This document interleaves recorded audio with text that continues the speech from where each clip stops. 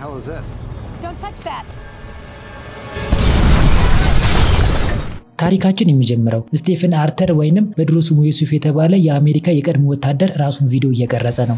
ቪዲዮ ላይ እጅግ የተሸበረና ግራ የገባው ይመስላል። በተደጋጋሚ ቪዲዮውን ያቆመዋል፣ መልሶ ይጀምረዋል። በመጨረሻም በጭንቅና በትግል ቪዲዮውን ቀርጾ ይጨርሳል። በማግስቱ ዕለት ማክሰኞ በሎስ አንጀለስ በሚገኝ የኤፍቢአይ ቢሮ ውስጥ አንድ ልዩ ቡድን በሀገሪቱ ላይ ሊሰነዘሩ ስለሚችሉ አስቸኳይ አደጋዎች መረጃዎችን ለማጣራት ሌት ተቀን እየሰራ ነው። የኤፍቢአይ ልዩ ወኪል ሄለን ብሮዲ ከቡድኖቿ ጋር እየተወያየች ነው። ይህ ቡድን ከዚህ በፊት በልዩ ልዩ ምርመራዎቹ ብዙ ወንጀሎችን ያስቆመ ትልቅ ቡድን ነው። ሄለን ብሮዲ የዚህ ትልቅ ቡድን ኃላፊ ነች። የቡድኑ አባላቶች ምን አዲስ ነገር እንዳለና በባለፉት ሳምንታት ውስጥ ምን ከባድ ወንጀል እንደተፈጸመ ተጠይቃቸዋለች። ከቡድኑ አንዱ ምንም የተለየ አዲስ ክስተት ሰሞኑን እንደሌለ ይነግራታል። ከዚያም ሁሉም የቡድን አባላቶች ወደ ቦታቸው ለመሄድ ሲነሱ አንድ የኤፍቢአይ ወኪል ወደ ሄለን ጠጋ ብሎ ከሲአይኤ ሚስጥራዊ ፋይሎች ውስጥ ሄነሪ ስለተባለ ሰው በጣም ያልተለመደ ነገር ማግኘቱን ይገልጽላታል።